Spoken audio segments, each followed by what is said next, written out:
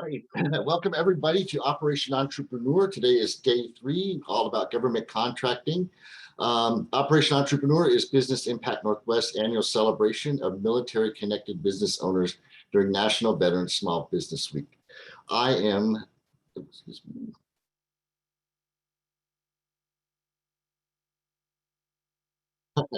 Steve Watts-Ulrich. I'm the program director for the Region 10 Veteran Business Outreach Center, which provides business coaching and training for military connected business owners in Alaska, Idaho, Oregon, and Washington.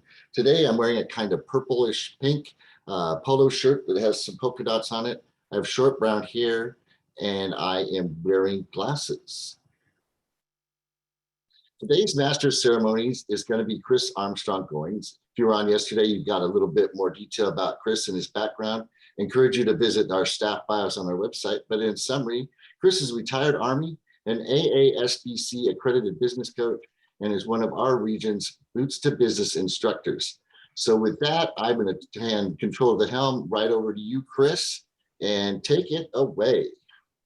Thank you, Steve. Again, my name is Chris Armstrong Goings, and I will be your master of ceremonies for today's ceremony. I'm an African-American male. I identify with he and him pronouns. I'm bald and clean shaven, and I'm wearing glasses, and I am currently have on a blue polo shirt and a short sleeve dark blue vest. Before we launch in today's keynote, we are going to hear from Gregory Zerxa for the U.S. Small Business Administration Boise District Office.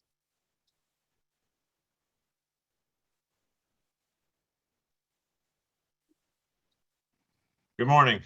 My name is Greg Zerxa, and I'm the Veterans Representative for the Boise District Office. Our office services the 34 southern counties of Idaho, as well as the 6 easternmost counties of Oregon. One of the SBA's many missions is to aid, counsel, and assist businesses and veterans as they start, operate, or grow their businesses. At our core, we provide 3 key resources for new and existing businesses. First, we provide counseling and training on a variety of topics, often with our resource partners, including the Veterans Business Outreach Center. Although these opportunities remain mostly virtual, we do hope to have in-person events again in the coming months. All of our SBA participating or sponsored events can be found at our website. Second, the Boise office and our primary resource partner, the Idaho Procurement Technical Assistance Center, provide one-on-one counseling and group training sessions on federal and other government contracting areas. The SBA manages several federal contracting certifications for women-owned small businesses, hub zones, and the 8A Business Development Program. In the future, the SBA will also likely be the primary agency for veteran and service-disabled veteran certification programs for federal contracting. At the moment, though, VOSB and SDVOSB certifications remain with the Veterans Administration, but by all means, do give me a call and I will assist you as I can. Lastly, we have many capital programs available for small businesses, including veterans, that suit a variety of capital needs. Please do call or email me and we can find the best fit for your needs or circumstances and get you in touch with the resources you would need. As a veteran myself, I still believe firmly in calm brevity and keeping it simple. Thus, I encourage you all to seek out additional information from our website. But I strongly encourage you to give me a call sooner rather than later. The SBA program and policy information changes often, and I would much rather spend my day guiding you to the information you need than to have you waste any of your time searching our website. My contact information is up on the screen now. I'm sure the VBOC can also put you in contact with me. Thank you all again for being here. I look forward to assisting you all. Good day.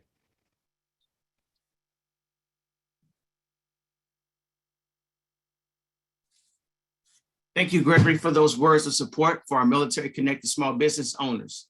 At this time, I would like to introduce Joe Scott Tucker, Business Impact Northwest President and CEO. Take it away, Joe. All right, thank you, Chris. Excited to be with you. My name is Joe Sky Tucker. I'm a white male, he, him pronouns, brown hair, probably more salt and pepper in my beard, wearing a gray hoodie today. I have officially given up on professional attire. I think through COVID has I've gone the comfort route with it all. So you're in great hands today. So welcome to day 3 of Operation Entrepreneur. We're really excited to have Chris walk you through everything. It's also our secret plan to have everybody with hyphenated names on the big list here with Chris, Steve, and myself. So we're slowly taking over, and also excited to have you work with and hear from Tiffany from Ptac. Really helpful services that we can help provide to get you government contracts and just demystify a little bit some of the government contracting work today. So thank you all for your service. Really excited to have you all with us. And go day 3. Thanks so much, and back to you, Chris. Thank you, Joe. We are so fortunate to have your leadership. We now get to hear from Tiffany Scroggs. Tiffany Scroggs is the program director for the Washington Procurement Technical Assistance Center, known as the Ptac. Ptac provides no-cost technical assistance to businesses across the state on how to succeed in the government marketplace. Her mission is to increase the number of government contracts that are awarded to Washington state firms. Each year, businesses who work with the Ptac win over $300 million in government contracts and subcontracts. Welcome, and thank you again, Tiffany, for joining us today. Great, thank you so much for having me here today. I believe I'm going to go ahead and start sharing my screen while I describe myself. Oh, sorry, I think you need to stop sharing and then I can take over there. But I'm Tiffany Scroggs. I'm a white woman. I live in Olympia, Washington. I have curly brown hair and a maroon blazer on today. I am, if you have really good hearing, you might be able to hear the bulldog, the English bulldog who's at my feet snoring right now as we go through this presentation. So here I go with the right button to share my screen. So you're looking at my logo there, the Procurement Technical Assistance Center, known as Ptac. And today we're going to have a conversation. We're going to walk through some of the basics of government contracting. And I have a little bit of an agenda that I can see here. Just an overview of the federal marketplace. We'll talk about some market research and why that's so critical, especially at all stages of business growth, but especially in the beginning. We'll talk about competitive advantages for veteran-owned small businesses and then your next steps.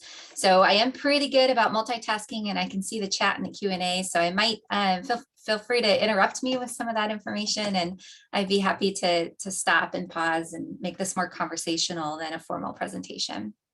So with that, let's go ahead and get going. So Ptac, just real quick, more about the program there. It's known as the Procurement Technical Assistance Center. There's a Ptac in almost every state of the union, as well as U.S. territories. I manage the program for Washington State, but you already heard a plug for my colleagues over in Idaho. What we do in the regions that we serve is we increase government contracts that are awarded to businesses. We want to see more of those contracts come home so that those businesses can grow and create more jobs in the communities that we live.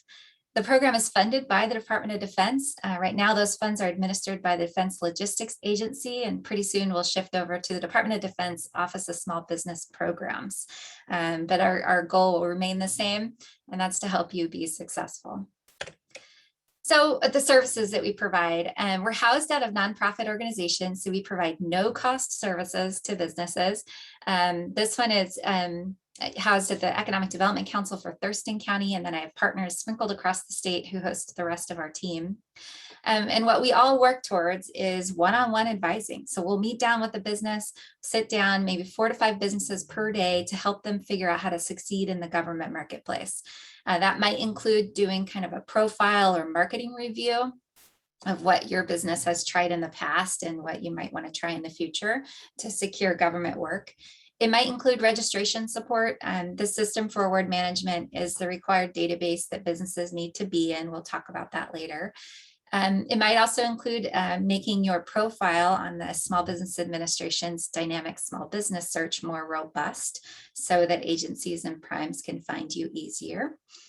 It might include certification assistance. We are pretty skilled and knowledgeable about the SBA and the VA.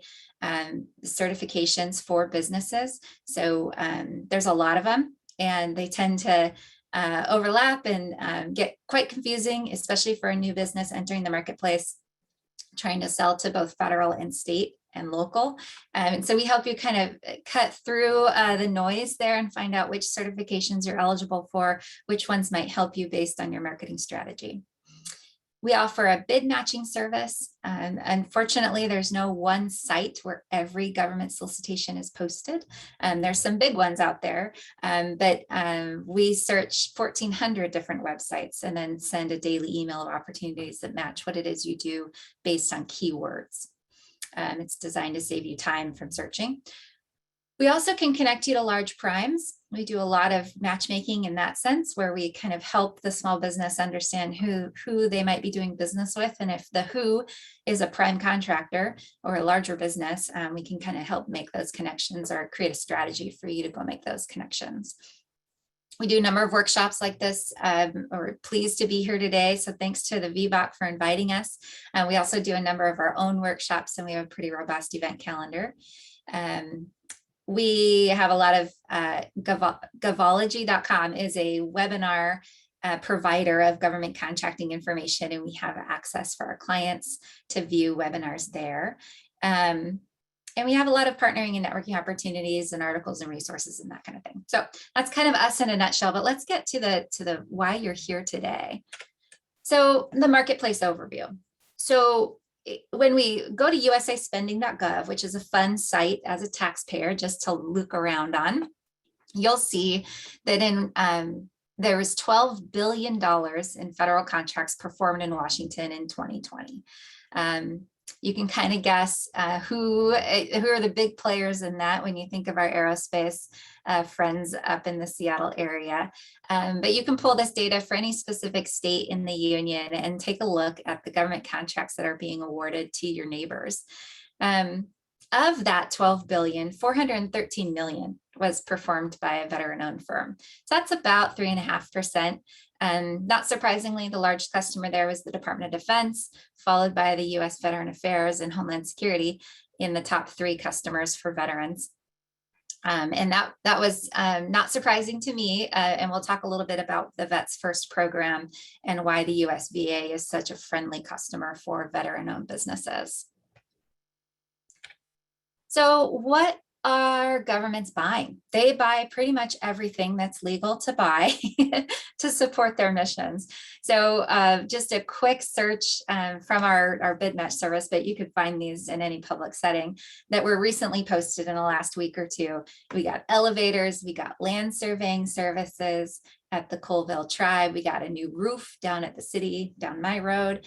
We've got chemicals, we've got bus wheels, anything from, a small contracts all the way up to a $45 billion contract up at Hanford, which is an environmental cleanup site in Washington state. So you can see the breadth and the scope of what government's buying, which means it could be rather overwhelming to dive into the marketplace. And that's why we really recommend some market research first. A lot of people will tell you the first step is to register in the system for award management, but we see that as kind of a step later down the road after you've really fine-tuned and defined and decided where you fit in the marketplace and that it's a good spot for your business at this time.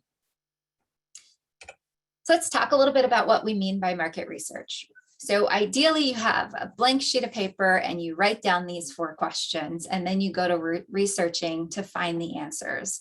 So market research is something that we recommend businesses do at all stages of business growth. And it becomes a habit to where you don't even really call it market research. You're just gaining intelligence for your business so you can make a good decision on where to position your firm for success. So that first question, does government buy what I sell?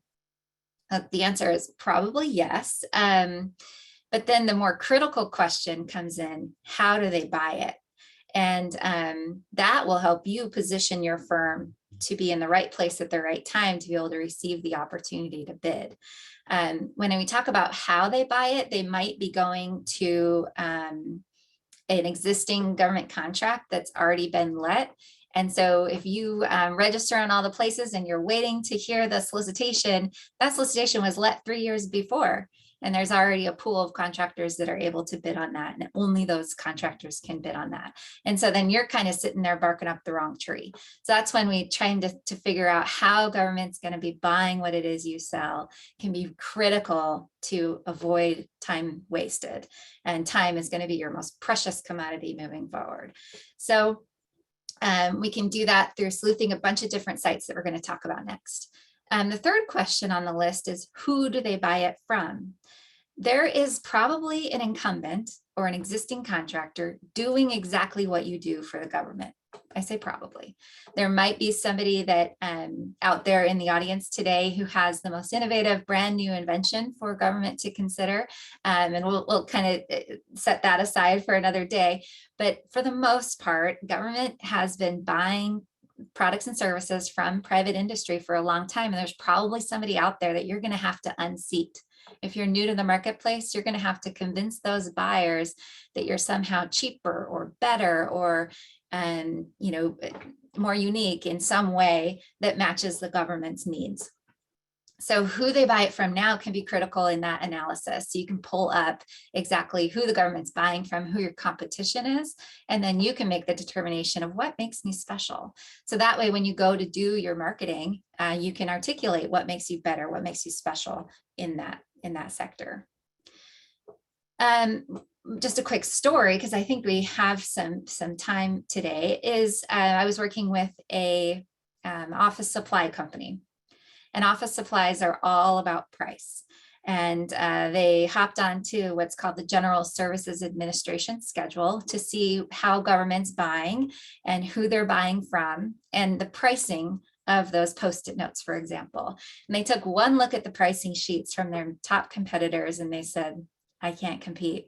I cannot compete on price. My competitor has something I don't, related to kind of relationships with the distributors of those items, and I can't compete here. And so what a relief that was to know that, okay, I don't have to waste time chasing that because that's not going to be a competitive spot for me, but what else can I do? Then we brainstorm other customers, perhaps that aren't using the GSA schedule to buy their office supplies, et cetera.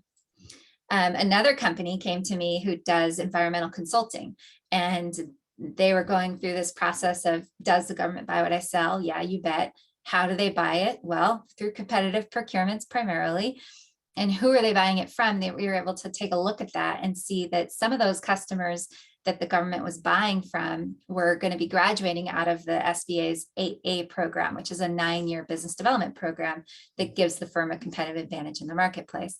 And so they knew once they graduated out, there was an opportunity for a new company to come in, probably an 8A company, to come in. And in this case, my client was also certified as an 8A firm. And so they were able to kind of fine tune and what we picture is kind of a laser focus. I want that contract that expires in 18 months and I can unseat my incumbent because, and they kind of outline that path forward. And that is pure gold that will really save the firm a lot of time from fumbling about the marketplace, trying to figure out where they belong. Okay, I think I covered the last bullet of can I compete, whether or not it's on price or experience. One thing that we do a lot of at Ptac is we find existing solicitations or archived solicitations that can be really useful, especially if you're a new business offering your services to the government for the first time. Taking a look at a sample solicitation can be really helpful. You can see the insurance requirements, bonding, if that's applicable to what it is you do, the past performance requirements, all the things that are in that big, thick packet of paperwork that you're going to have to respond to. And that can be really helpful when you're setting up your firm to know kind of what government's going to care about, what they're going to need to see from you in order to be successful. So we recommend firms start sleuthing and they start doing some of this market research. And I know it's just not nice of me to give you a list of websites and say, go on and find the answers to those questions, especially if research on the internet is not something that you're skilled or enjoy doing. So if you get stuck, we can totally help you through all this. But if you are savvy with internet researching, you don't have to have advanced skills, just kind of navigating these websites. But let's walk through each one of them in case that is you. And these are the websites we're going to use if you come to us and say, hey, who's buying what I sell and how do they buy it? We're going to walk you through these sites to figure out the answers to those questions. So the System for Award Management, SAM.gov. This is, I mentioned before, the site that any federal contractor has to be registered on. And they right now they're using what's called a DUNS number to identify the firms. So firms have to register on SAM.gov, and I have a pop quiz. How much does it cost to register on SAM.gov? I'll watch for the chat. It's free. Stacy, gold star. Perfect. Marie, you get a gold star too. The System for Award Management is free. Do not pay to register in SAM. But the other good thing about SAM is that it's kind of all combined now. They have active solicitations, they have archived notices, they also have the award notices. So it's very easy to see what's government buying in a competitive environment and who they're buying it from. So this is a very useful site. This is kind of the first place we go when we're doing market research with a firm. And one thing we might do is pull up your industry code, your NAICS code, North American Industrial Classification System, NAICS code, and take a look and say, if you're in construction, we'll take a look at the construction opportunities in your region and just get a quick snapshot of what it is going on SAM.gov. USAspending.gov, we already saw the glimpse of what that website can do behind the data that I pulled for the $12 billion in government awards to Washington firms. We can take a look at that and see the names behind that and the transactions behind that. And that can be really useful. You can take a look at your competition. You can search by their DUNS number that you found in SAM, or you can search by industry code or set aside, which is a type of government contract that we'll talk about in a minute. And just take a look at all the past awards. Note that this data is pretty accurate and up to date, with the exception of Department of Defense data has a 90-day hold on it for national security purposes. But 90 days isn't that big of a deal. You can still see who's buying what from who and how much. The third opportunity to sleuth out there the answers to those market research questions is the Gsa Advantage Gov. So GSA, General Services Administration, maintains what are called schedules. And these are pre-vetted contractors who have agreed to give the government their very best price. And they put forth a catalog online, and government agencies and government buyers can just go shopping. They can issue bids throughout to the folks that are on the GSA schedule, or they can just go buy it direct based on their requirements there. So you can take a look at those contracts. There's not going to be a whole lot of construction on this site. There is some construction management and of course some supplies, but the construction services for the most part are not on GSA. So if you're in construction, this is not where I would send you right away. But if you sell supplies or other types of services, IT for sure, this is something you would want to take a look at and sleuth around. And there's other market research tools are related to GSA where we can see who's buying what on which schedule and how. The fourth one there, Fed bid forecast. So the federal governments are required to forecast opportunities that they plan to buy if they get the appropriation from Congress. So anytime you're looking at a forecast, say it's just a forecast, it's not an actual definitive plan, because the government does have some budget considerations that they're not aware of at the time that they publish the forecast. But the forecast is something that can be quite useful for you to plan, to see what the agency plans to buy from. It usually lists the quarter that they're going to buy it from, what quarter of the year, and what method they're going to use to procure it. And that'll help you position your firm to be in the right place at the right time. Joy asked a question about the GSA Advantage, so I'm going to go back up to the third bullet about GSA schedules. GSA schedules, when I mentioned that the contractors on those are pre-vetted, that's a pretty big process. So the government's going to be asking you to put in an offer, which is a competitive proposal, to get on schedule.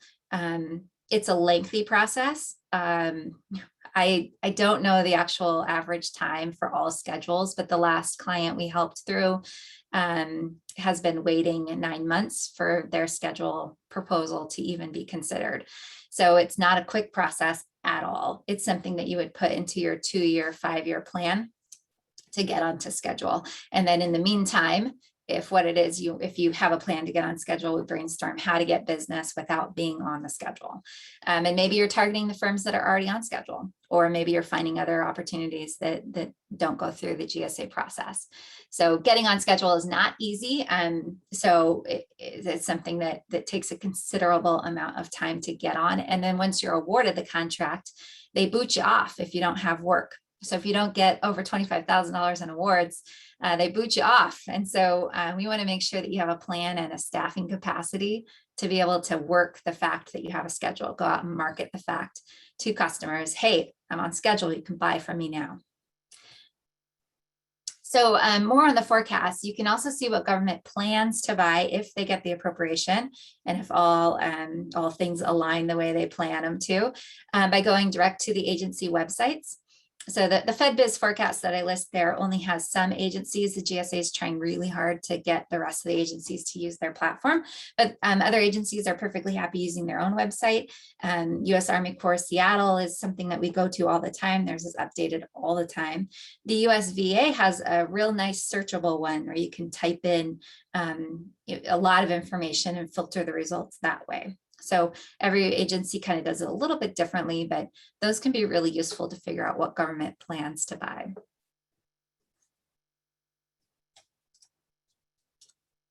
All right, let's talk a little bit about your competitive advantages as a veteran-owned small business. We want to make sure that you have a clear understanding of what that means in the federal marketplace. So federal government has a goal to buy 3% from service-disabled veteran-owned small businesses each year. This goal is extended to prime contractors. So if the government awards to a large business, that large business has now a goal to buy from service-disabled veteran-owned small businesses. And it's probably going to be bigger than 3%, but it depends on the procurement and what they negotiate at the time of contract award. The main tool that government will use to meet that 3% goal is called a set-aside, where they set a procurement aside and say only service-disabled veteran-owned small businesses are allowed to compete on this. That's their primary tool that they use to meet that goal. So when you go into sam.gov and you search for contracting opportunities, we always recommend that you search for all contracting opportunities. But if you are a service-disabled veteran-owned small business, you might try and pay particular attention to the ones where competition has been limited to just you and your fellow colleagues that are service-disabled veteran-owned small businesses. So for the most part, federal agencies, with one exception, do not set opportunities aside for veteran-owned small businesses. Only the VA and I guess the FAA, the Federal Aviation Administration, does that right now. So you got to be service-disabled veteran, but you can be 0% disabled on that. That rating doesn't matter. For all the government except VA and Federal Aviation Administration, you can self-certify right now in SAM that you are a service-disabled veteran-owned small business. You just check a box when you do your SAM registration, which leads me to the U.S. Veterans Affairs Vets First program and why this is such a big deal. So the US VA has what's called the Vets First program that 5 years ago went all the way up to the Supreme Court, and the Supreme Court ruled that, yeah, this is a thing. The VA has the unique authority to set aside and sole source contracts to service-disabled veterans and veteran-owned small businesses. And that's a pretty big deal. Most of the other agencies have what they call parity between all the business programs, but the VA has paid particular attention and particular emphasis on doing business with veterans, and it makes perfect sense given their mission. So it's a unique authority. The FAA, Federal Aviation Administration, has glommed onto the VA and has copycatted them in some ways. And so they also set things aside for service-disabled and veteran-owned small businesses.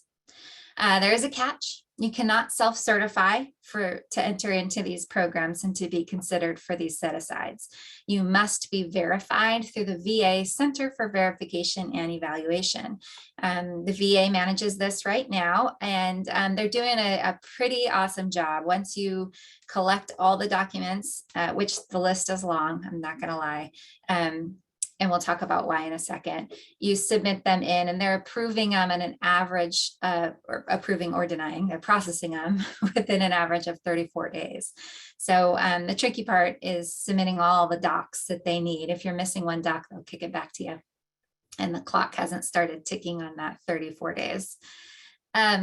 So we'll talk more about that in a second, but agencies typically award 4%. That's what we saw on the last slide to service-disabled vets. And I saw that on the Small Business Administration scorecard that ranks all the agencies and how successful they are in their goals. The VA does over 20%.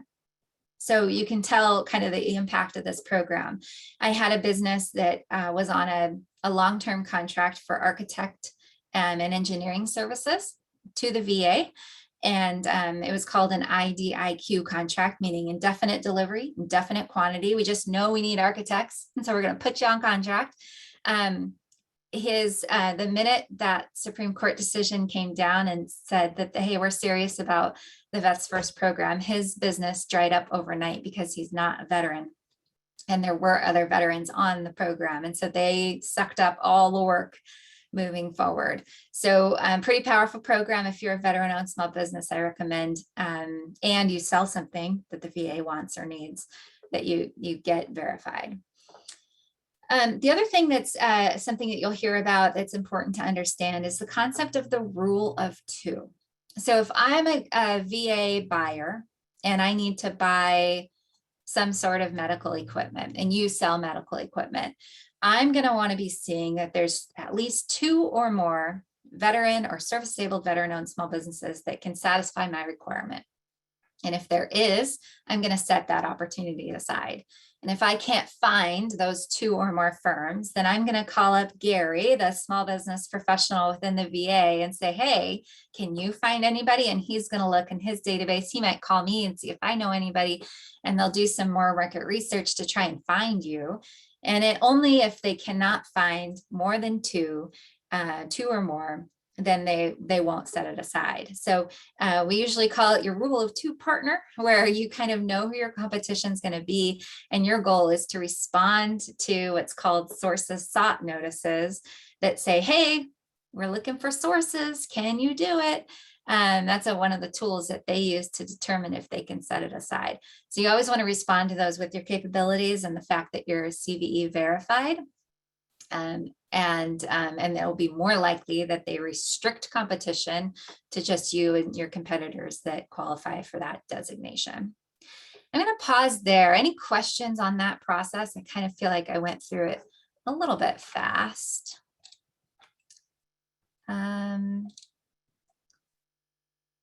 Certification. Okay, very good. I'll cover, Stacy and Mike, I'll cover your questions towards the end. But I'll go ahead and move on, and I'll watch for questions on the set aside process with the VA. And we'll talk more about the CVE verification while we're doing that. So currently, veteran-owned small businesses apply through verification through the VA Center for Verification and Evaluation. And I assume Steve will make these slides available afterwards, and all my links will become hyperlinks for you to click on. A plan for at least 60 to 90 days from start to finish. And you might be thinking, wait a second, Tiffany, you said it took 34 days. Yeah, but it takes you, depending on how organized you are in setting up your business, 60 to 90, sometimes 120 days to come up with all the required documents. The required document list is available on the website, and it depends on what type of company you are, being an LLC or a corporation or a sole proprietor. But what happens a lot, especially in Washington state, is firms might launch as an LLC and they're supposed to have an operating agreement, but nobody ever asks firms for their operating agreement unless they're getting sued or something like that, until they go try and get CVE verification. And then the VA is like, well, where's your operating agreement? You're not really an LLC unless you have one. And so then kind of got to go back in time and create one that you should have created at the time you launched your business. But So anyway, that's one example of why it takes several weeks to kind of get your documents in order. Let's see. The other, the VA processing time, once they assert that all your documents are there and in place, it takes them 34 days to make a determination of whether or not you're eligible. And this is where firms kind of get pretty like, what do you mean if I'm eligible? I'm a veteran. I honorably served my country, you know, like the frustration levels start to rise. But according to law, what the VA is looking for is more than just you're a veteran. They are going to be looking at your DD 214, but they're also going to be looking for your ownership. So who owns the business on paper and in reality. They want to make sure that the firm is small, and size standards are set by the Small Business Administration based on your industry. So they're going to be looking at the financials of the business to determine that. They're going to look for control. And this is one area where a lot of veteran-owned firms who have partners or solid relationships with other companies tend to get into a sticky spot. The control of the firm has to be determined that the veteran is in control of the firm or multiple veterans. But if there's any question in that, then they're going to dive into those questions and those red flags. An example is that maybe you have a 51-49% relationship with a business partner. On paper, the veteran is 51%, but in reality, that 49%er who's non-veteran has signature authority at the bank that the veteran doesn't, or has a stronger resume, or is somehow the veteran is unduly reliant on that business partner. So those are the types of things that they're looking for. And it's helpful to understand why they're asking all of these questions. It's that they're trying to ensure there's no fraud in the system. We don't want fraudulent veteran-owned firms winning government contracts in this program.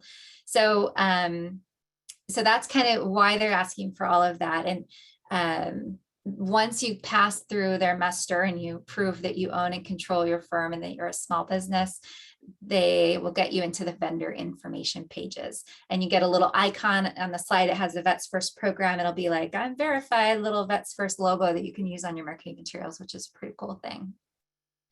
There is a verification pre-qualification quiz that can be really helpful. And you can just hop in there now and kind of click through and see. Your results aren't binding. Nobody's going to hold you to them. You can go back and take it again later type of thing. But it's a tool that walks you through all the qualification elements so that you know whether or not you're eligible for the program and where areas might be found problematic as you go through the process.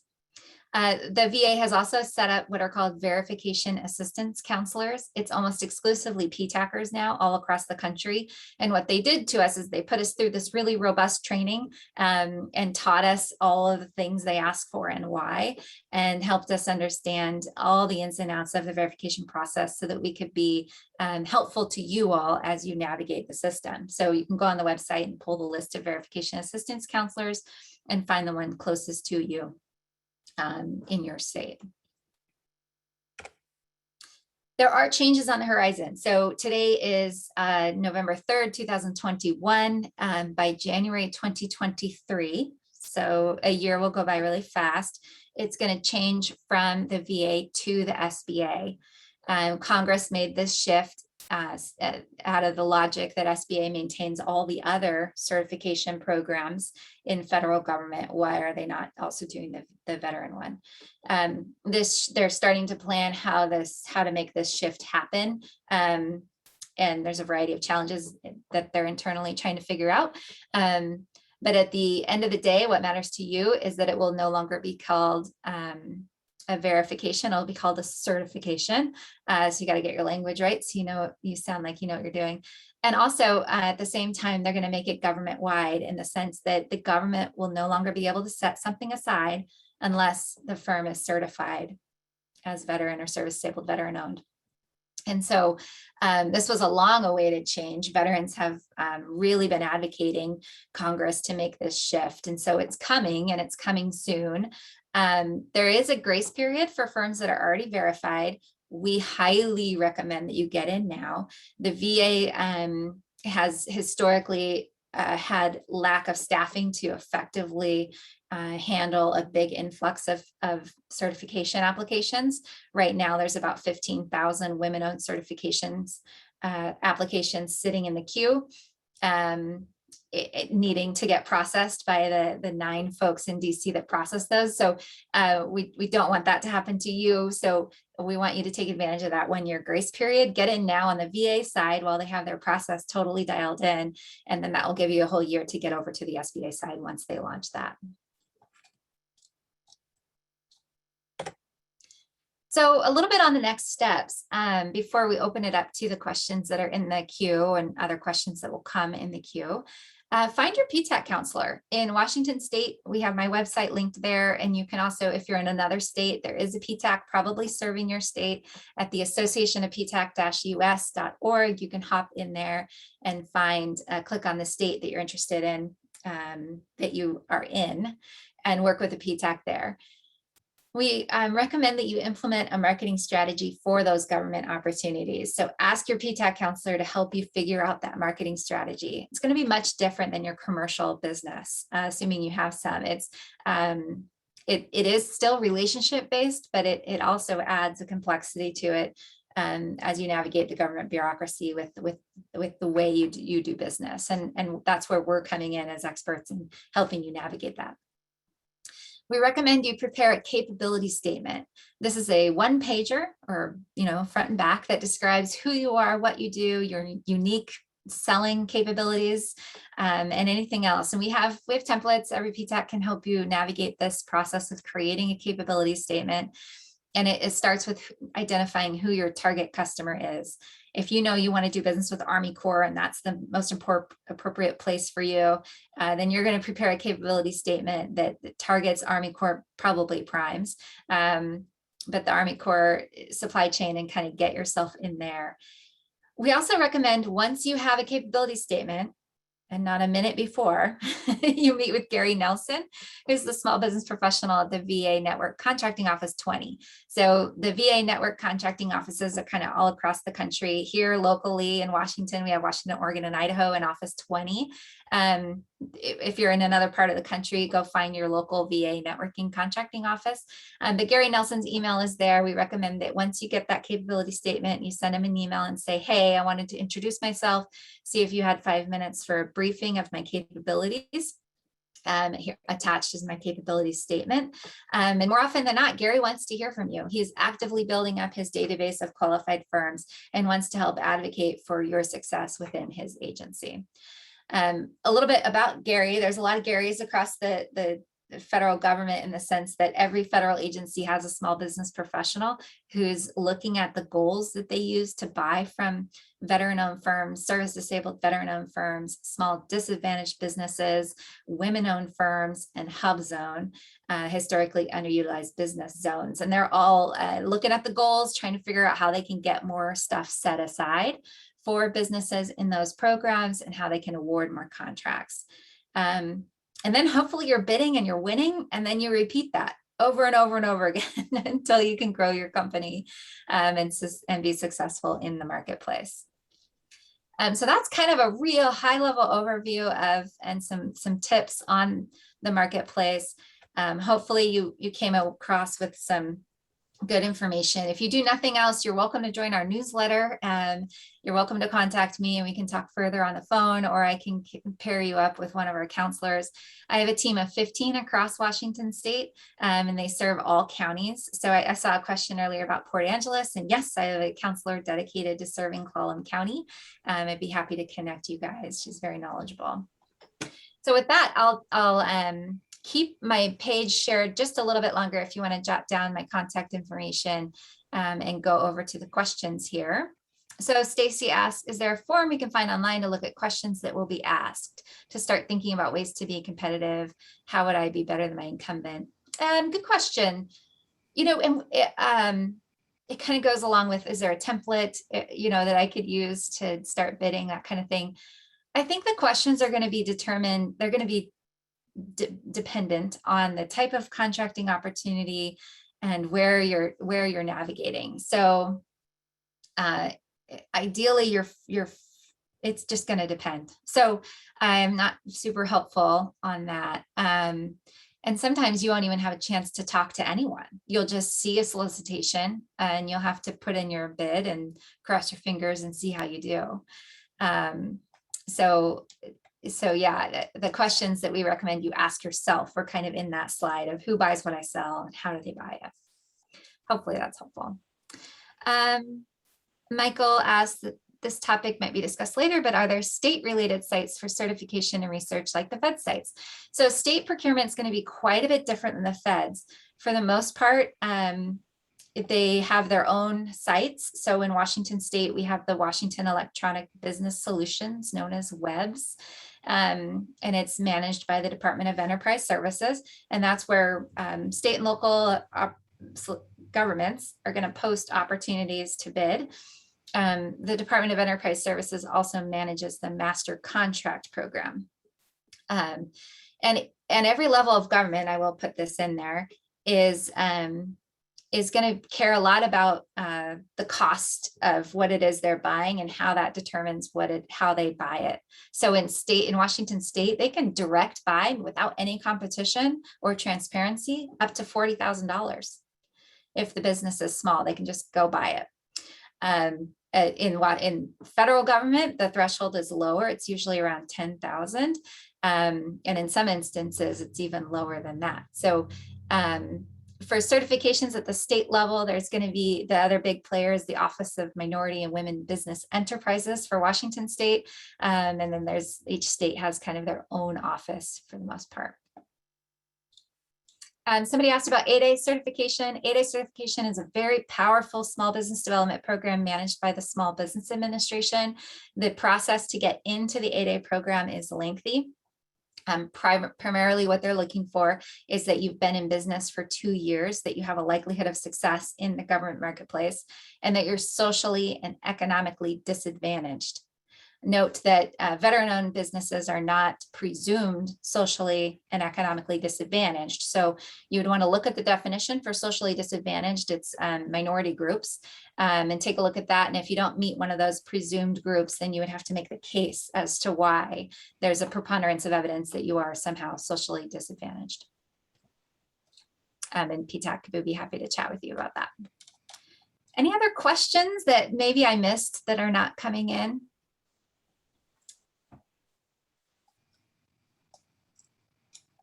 No, Tiffany, there's none right now. Again, we'd like to say thank you for your presentation and offering your insight and expertise as it relates to government contracting. We want to encourage you, although you maybe didn't feel like asking the question now, but at some point in the presentation, you might want to circle back to a question. We just want to encourage you to drop that question in the Q&A section so we can capture that.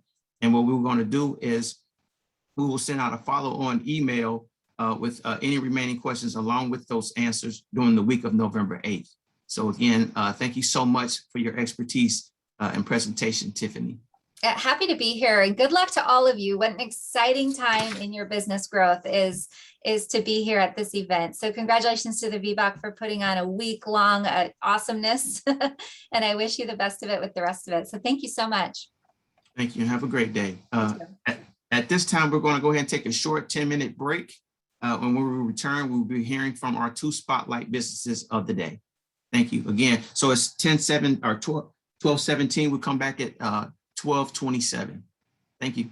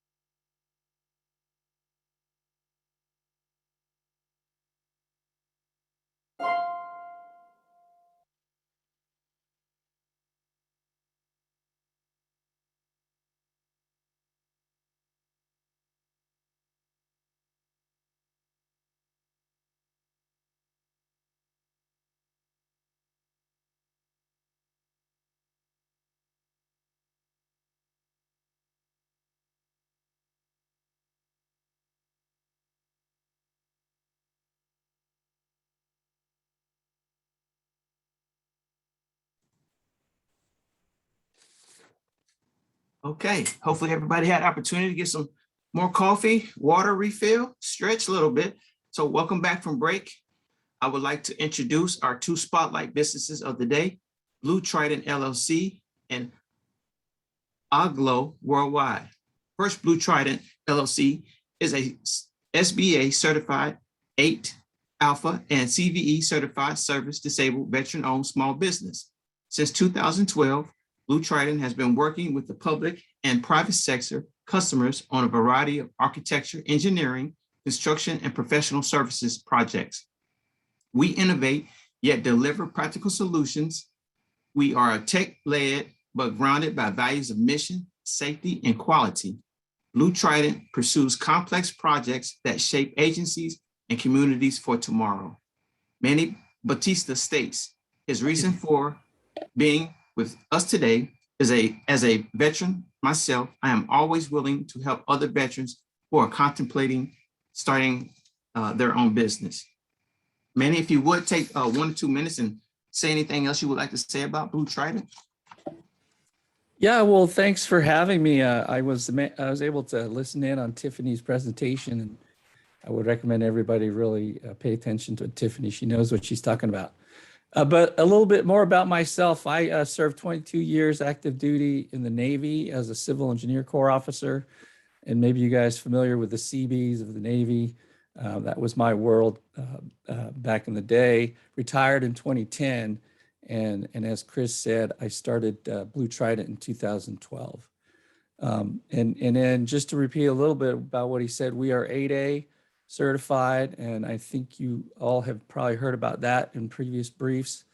We're a service disabled veteran-owned small business. And we have other certifications as well through the local municipalities and in WashDOT. So we're a disadvantaged business enterprise, small business enterprise, minority business enterprise, and we're a King County small contractor supplier.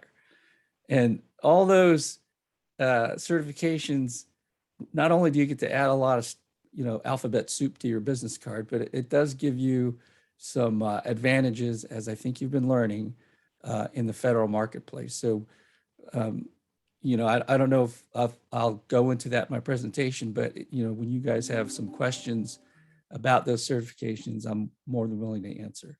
And we do architect engineering services. So we do professional design services for primarily the federal client right now. We're also a general construction contractor. So we have both business lines operating. I have 3 offices. I started in Washington, Bainbridge Island, which is my background behind me. And I have an office in Florida, and we just set up a new office in San Diego, California. So we are doing pretty good. And a lot of it, like I said, 99% of this is through federal contracts. And I don't know if you've heard the numbers, but $665 billion spend in the government. Out of that $665 billion, 23% of that goes to set aside contracts of some sort. So if you do the math, that's about $150 billion worth of work out there that will be set aside to vets, to women-owned business, to 8As, to the different small business categories. So it is a pretty good sector to be in. And Blue Trident has, I think, thrived and done well. All right, thank you, Manny. Now let's hear from Marc Shafer, a veteran business owner of Allied Global Logistics Outpost, also known as A.G.L.O Worldwide. In Marc's own words, A.G.L.O Worldwide makes seemingly impossible logistics challenges possible in America and abroad through a professionally designed network of personalized services. I love logistics and helping other people. Entrepreneurial spirit binds people and their passions, which in turn change lives forever. Marc, please take a moment to tell us a bit about yourself and your business. Hello, good afternoon, Marc Shafer, and I'm the CEO for A.G.L.O Worldwide, A.G.L.O. I am white male, and I do have a goatee in honor of Movember, bringing attention to men's health. And I'm wearing a black shirt with our A.G.L.O logo. And I just want to say thank you first off to the Business Impact Northwest team and the opportunity to be here today. I know that I saw my business coach, Amber, in the audience there. So thank you to her, and very great presentation, Tiffany. The Ptac is an area where I definitely need to spend a little bit more time, but I think the value that I've experienced from transitioning from the military last August of 2020 is predicated on the transition program from going to the 2-day Boots to Business program. And it's an entrepreneur course that the Transition for Life program shares. And so being able to get certified in that back in January of 2020 is it's an SBA program. And I would recommend that to anybody transitioning from the military. I think to highlight really quick of what A.G.L.O is all about, just the reading there by Chris, thank you so much. The opportunity that I've had to spend 24 years in the military and doing logistics around the world, the desire was to take that experience and be able to do logistics in the civilian sector, and specifically within the government contracting space, and also the civilian entities as well too.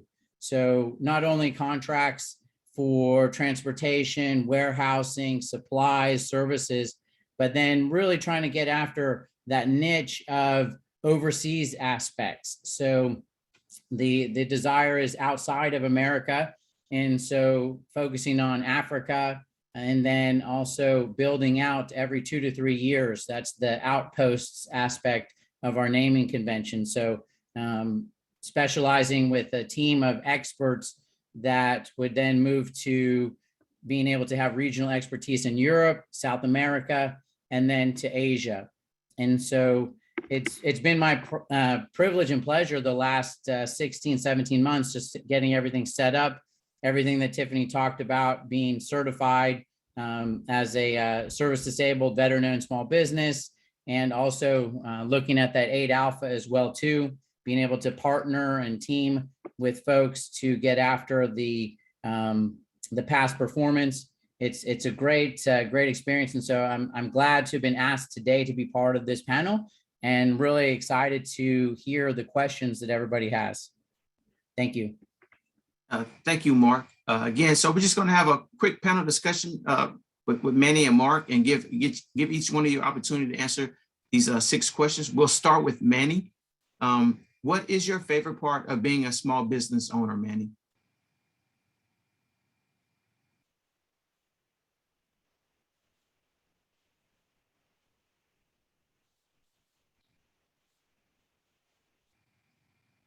Manny, are you on mute, Manny? Because we can't hear you, Manny. I'm sorry, I was on mute. There you go. So I was saying, I didn't realize there's a protocol in how you're supposed to introduce yourself on this panel. So I just want to backtrack a little and just say I'm a Filipino male with salt and pepper hair that my wife likes to say is the sexy gray fox look. I'm wearing a tan blazer and a blue shirt, and I can't grow a mustache because I am Asian. I'm Filipino. So Thank you for that, Manny. My favorite part about being a business owner, I think that what everybody says is it's great to be your own boss. You know, that's certainly the truth. But beyond that, I think what I've always wanted to do, and what I had, done in my career, was I always want to establish the culture of my organization, sort of set the tone, set the example, and set the goals of the company. And for me, that's the most exciting part. I've built this from the bottom up. We've been in business for 9 years or so, and I've surrounded myself with great people who are like-minded. And as a small business, we're very entrepreneurial. So we have 2 business lines, but we always are looking for other things to do. And so for me, it's always been about that, being able to lead the organization. That's what we did when we were in the military. We were all leaders, not just managers. And this is an extension of that.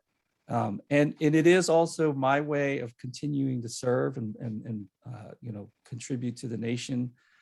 Certainly our customers, DOD, the Department of Veteran Affairs, that, you know, every time I do a project for a customer like that, I feel like I'm part of the mission. I'm supporting the mission. I mean, just I don't know if you've seen some of these VA hospitals. Some of them aren't good, you know, and some of them are hard to find your way. And I think every time, I can tell you, every time I've been to some of these campuses, I always see a vet with a piece of paper that he doesn't know where his appointment is because the signage is horrible, right, in the VA hospital. And you're always there to help them, you know, find their way. So for me, I'm very proud of being a small business owner that contributes, you know, back to the nation, similar to what I did when I was active duty. Thank you, Manny. And same question for you, Marc. What is your favorite part of being a small business owner? I'm gonna learn from Manny and make sure I turn my mute off so that way I can talk. So I champion the freedom aspect of being a small business owner. I think they say in the military that you'll know when it's time to retire. And, you know, I was always brought up with, you know, have a good time, enjoy and love what you're doing. And so I think probably my biggest enjoyment as being a small business and a CEO is if it's not performing, I look in the mirror and I tell myself to work harder. You know, in the military, you're always trying to perform on behalf of your team and your boss. And I don't know about Manny's experience in 2010, but I was a little bit tired of, you know, switching the slide font and the colors on the slide deck just because. And so I was always an operational and a tactical logistics professional, you know, operating at senior levels as well too. But I really liked establishing the team and Manny hit it hard, you know, that culture and being able to continue to serve. And so my best part is really that freedom to set it up and to execute. And I really enjoy that. And thank you for sharing that, Marc. And since you just had the microphone, we're going to keep this question with you. What challenges specifically have you faced as a government contractor?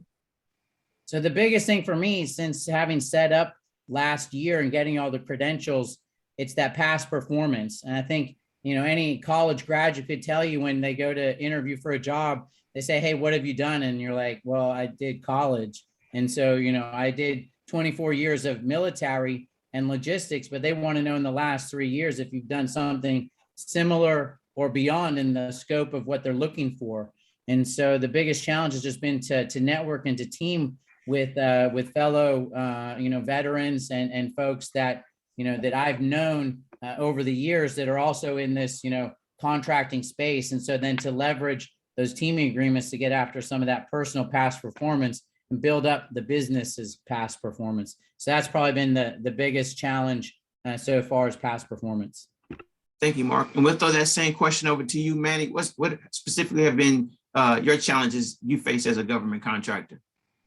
I would echo what Marc said about past performance. You know, we started in 2012 and, you know, nothing but a sharp tie and snappy shoes, you know, and no portfolio of work. So trying to convince to the client that you're able to deliver the project because of this great resume you had from the Navy, you know, where I was the operations officer for NAVFAC over in the Northwest, had a $900 million a year program.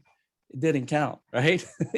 It only counts when it's a real project and real money has changed hands and people still hire you, right? So it's all about building that portfolio. But one of the things, at least in my area with architect engineering and construction, and I saw this both when I was in active duty managing contractors that were doing facilities and engineering work for the Navy, and now as a CEO of my own company, the administrative requirements, the federal acquisition regulation is a bear, right? And if you're not conversant with it or have somebody that helps you understand all the requirements and the administrative burden that it places on you, you can really get eaten up really quickly. And I saw a lot of contractors go out of business because they didn't understand, you know, that the Navy NAVFAC requires 3-phase inspection, you know, before you're able to do work, right? And the quality control plans and everything that you need under the FAR. You don't need that when you do private sector work sometimes, right? So that's a real key and a challenge working with the government is the federal acquisition regulation. And I think the other thing is government, you're subject to the ups and downs and the whims of funding. And the programs, could be really good one year, the next year, their money goes away. There's a little bit of that. And so, the way you combat that is to try to have a diverse portfolio. You don't rely on one client. Because some of the VA may get funding one year and the DOD in the Navy or the Army may not, so you really have to diversify your portfolio. Thank you, Manny. So let's move on. Manny, could you, how has your military experience been an advantage for you as a business owner? Well, it's kind of what I said before, being in the acquisition world as an active duty person, I understood the FAR, so that really helped me out.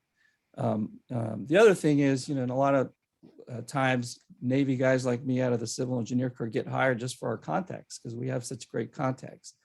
And that really helps you get in the door. And that's one of the important things about developing a client and a client base is you want to get in the door and talk to the right people. So if you have the contacts or you have somebody that knows has the contacts, then that's really important. But I think one of the real, greatest characteristics or knowledge that I gained from the Navy was this idea of various courses of action and branches and sequels. And in business, it means you have to be flexible. And, you can't focus on the main course of action. You have to have others lined up. And when you hit, first enemy contact, that everything changes, you got to go branch and sequel, right? So it's the same thing in business. And I think military people have that mindset. So instead of hitting an obstacle in business, we'll work our way around it.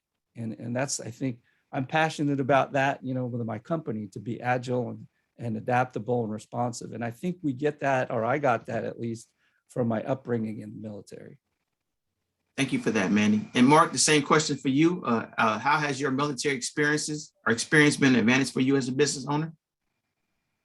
So definitely echo what Manny said as far as, having a knowledge from being, on the other side. I think that experience is really, really helpful in the logistics field because I understand what the customers, what they're going through. The ability also to network and to connect with fellow veterans has been amazing as well too.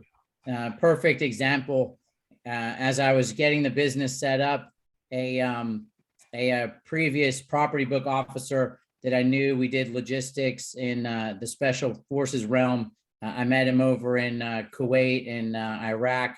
He says, "Hey, do you have your DUNS or your cage code?"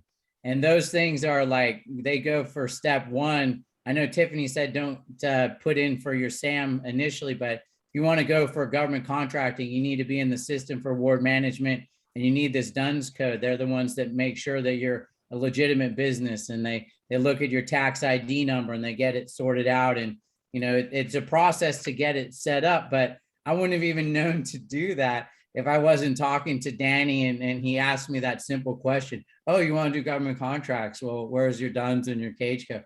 And it's just that ability of military personnel. Whenever you talk with them, it's like you just left off where you were working with them, and it was like 5-10 years previous when we had crossed paths. We had kept in touch, but you pick up right where you left off. And so the opportunity to do that, I think also the shared understanding as well too. So perfect example in government contracts, if you don't win them, you can ask for a debriefing, right? So I wrote back, even just this morning, there was a contract, they wanted to get some husbandry services. So I know Manny would understand this. In South Africa, there's a ship passing through there. And so I put in for it based on, some of the African contacts that I have. And so he called me back, and he was actually the contracting officer was an 88 November, an Army, logistics transportation handler, and just being able to connect with him, he was just sharing in this debriefing of, hey, what things I had done that could have been done differently, or what things that he liked that I should keep doing. And so those debriefings are important, but it was nice to be able to connect and have that shared, Army background. And so being of that military experience, I think has been very, very helpful. Okay, thank you, Marc. Staying with you, Marc, can you talk about what, if any, changes you had to make to your business as a result of the pandemic? So it may be a flip side of some things that people, had thought about or have reflected on the pandemic being, such an upside down turner of the world. But for me, in getting set up in and during the pandemic, and even with the business model that I have of remote teams and being able to manage projects from far away, and then just being able to be on site to do things as necessary, it was no major change. The biggest benefit, though, was in regards to education. And I say it this way: in the past, when I was in the military and I wanted to go to a conference or a seminar that was a little bit, not necessarily military focused, say, Lean Six Sigma, or just something within the logistics civilian realm, there was always a question of, oh, do you need to go to this conference or whatnot? Because it's always, $2,000, $3,000, $4,000, $5,000 of travel, et cetera, to go there. Well, during the pandemic, everything went webinar. And, so I was getting information that I would have had to pay, thousands of dollars to be either face-to-face or, in some kind of a seminar or a symposium or a conference. And I was able to benefit from, the digitization of everything that the pandemic brought on. Okay. The same question to you, Manny. Are there any changes you had to make to your business as a result of the pandemic? Yeah, I think the architect, engineer, and construction industry as a whole has made a lot of changes in response to the pandemic. One of them is, there's a lot less in-person meetings and on-site, site visits, which is, it can be good and bad. I mean, you save money on travel costs and whatnot, but it's hard to bid a job if you don't see it, right? If you don't look at it and walk it. And so on the construction side, you always want to be on site. And we found a couple of times where the government employees were not willing to go out there. This is during the height of the pandemic. They weren't willing to go out there. They were just sheltering in place at home. And so, we're trying to bid things just on drawings and maybe somebody sent us some photos. That's difficult. On the engineering side, kind of the same thing, not as great an impact. We're doing remote designs for the most part anyways. We have clients, like I said, all over the nation, but we're able to continue doing that kind of work. And the site visits and whatnot are all perfectly fine, when you do a discussion on virtual platform versus in person. So that's actually maybe a net positive. But there are a lot of, also on the construction side, I guess there's a lot of protocols that we have to put in place with OSHA, and with in each individual client has their own protocol. And then because we're doing a lot of federal work, they've got basically a federal mandate, for COVID vaccination. And we have to put that in place because that's who we do business with. And it presents a challenge. I hate telling people to put stuff in their body. I don't want to get political on anything, but I had to do it for business purposes. And so, we haven't lost anybody yet to that. Everybody's willing to work, get vaccinated and work. So that's good. But I think we're being challenged, and when we're looking for new people to bring onto the company, there's people that aren't willing to do that and come to work for a company that has a mandated vaccine policy. So that itself is kind of challenging. But I think also the pandemic has produced new opportunities too. So that's the way I like to look at it as well. There's challenges, but there's opportunities. And the other day I challenged my staff to try to envision a post-COVID world. What services do you need? What services are you that are going to be in demand? What kind of engineering are we going to have to do? What do we need to do better at? And a good example is the VA, of course, with hospitals, they're trying to develop better isolation wards, for COVID patients separated from the general population. So a lot of their designs now have that kind of aspect to it. And so, you got to get good at that. That's a lot of mechanical engineering, systems work and electrical work that's different than what we would do before for just the typical, renovation of an operating room space, right? So there's a lot of different opportunities for us out there. What kind of things do we want to position for? So both challenging and also kind of exciting that there's things that we can maybe vector ourselves towards to position better. All right, thank you, Manny. Is there one thing you could speak about, Manny, that you wish you would have known prior to getting started in business? Yeah, I wish I would have known how to clone myself into a lot of different people, because when I started out, and it's still today, after 9 years, it's hard to find all the right back office support for your company. I mean, you don't have an unlimited amount of money to say, I'm going to get an admin person, an HR person, a marketing person. That's all those overhead positions are really expensive. And so you end up as a small business owner, you're multi-hatting yourself and doing everything, a lot of different things. So I wish I would have had a big pot of money and I could have also cloned myself to do all these other functions. And B, I think back then, if I would have known how much accounting and MBA type knowledge you need to run a business, I would have gotten my MBA first before jumping into the fire, because it's pretty essential, to understand the financials of your business to be successful. Not just to get revenue, but to maximize your profit margins. All those numbers and figures that for us, when we were in the military, we were actually using funny money, it was taxpayer money, and we were the stewards of the taxpayers' money. But to be honest, like if you lost some money, it didn't really impact you, right? I mean, but you're a small business owner. If I lose money, that's my money. And so you got to be very astute and knowledgeable about your business finances. Thank you. Same question to you, Marc. One thing that you wish you knew before getting into business? So I think that one of the biggest was just to be able to build up and to cash flow. Of course, it's not free. Anybody that wants to go to Vegas, it takes money to make money for sure.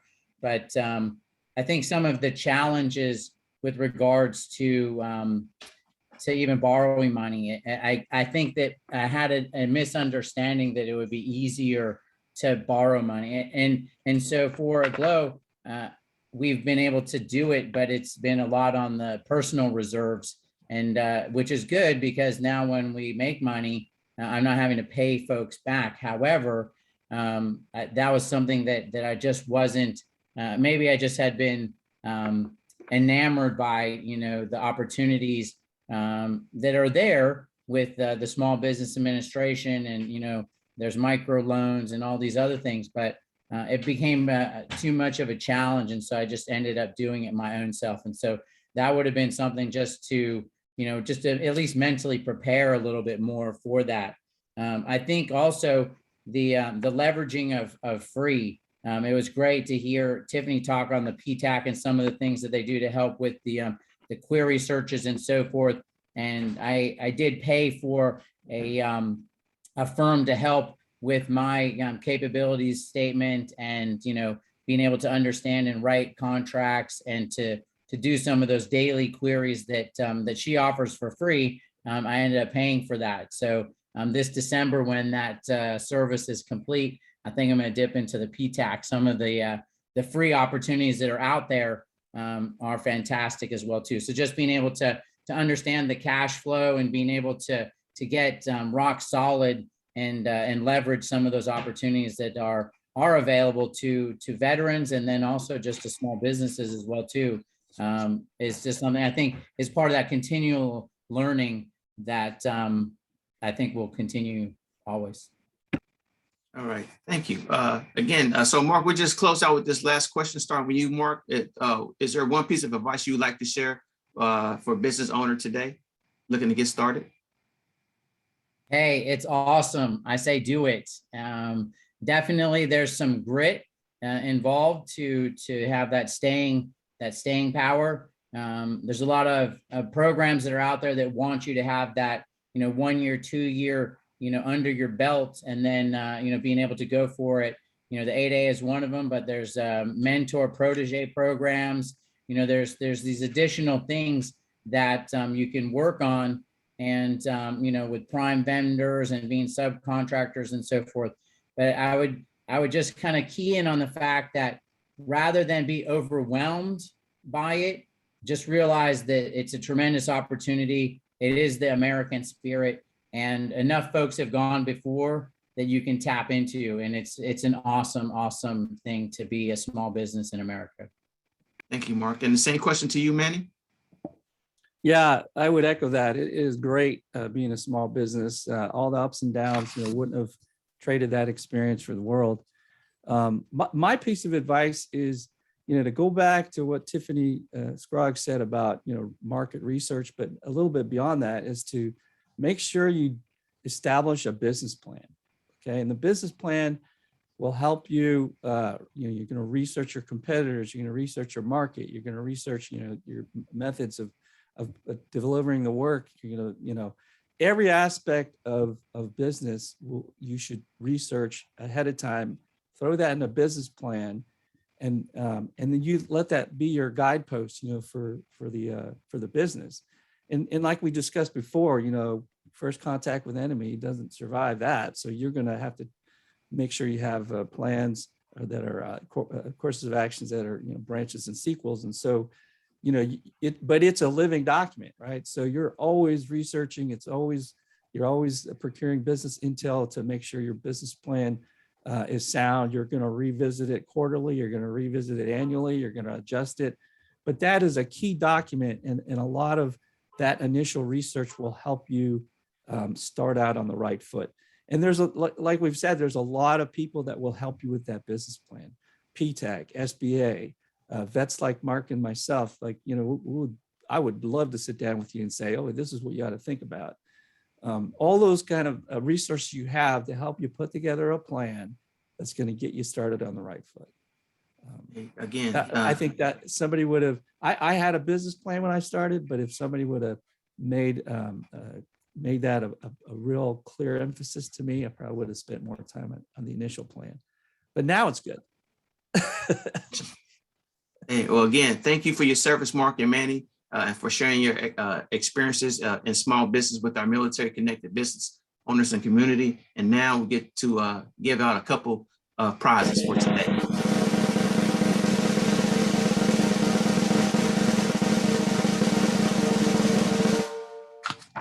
All right, we're giving away some gift cards today. So the first gift card is going to be a $50 gift card to Walmart, and the winner of that is Dominique A.G.L.O. Congratulations, Dominic. I have a $50 gift card for Home Depot. That is Edward Harris. And another $50 gift card to Home Depot is going to Sandy Freeman. So congratulations to Dominic, Edward, and Sandy. Thank you, Faith. Now a little bit about our VBOT coach of the day, who will be master ceremony for day 4. It's Amber Bittner. Besides being a military spouse, Amber is also an AASBC accredited business coach and a former business owner. And you can see Amber's contact information on the screen. As well, Amber has a vast experience in many areas, including over 15 years of large box retail management, 7 years within accounting and finance, and 5 years within business banking. And she also, although it says former, she's currently also running a business.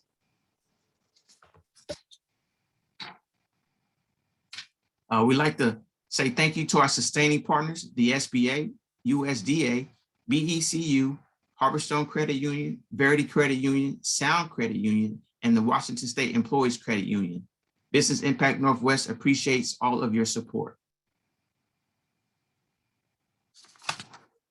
Right. Thank you for all, Chris. Thank you, Manny, Tiffany, Marc. What great presentations and topics today.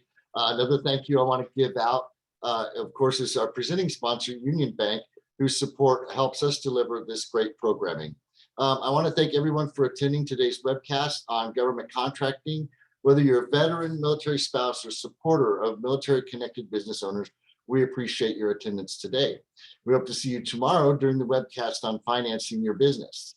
It will be presented by keynote speakers Roland Chaitan, who is one of Business Impact Northwest Senior Lending Officers, and you'll learn more about him tomorrow, and John Seacrest from the Seattle Angel Conference. Have a great rest of your day today, and please remember to check out our website, businessimpactnw.org, for more information on our services and upcoming trainings and events. Thank you again, everybody.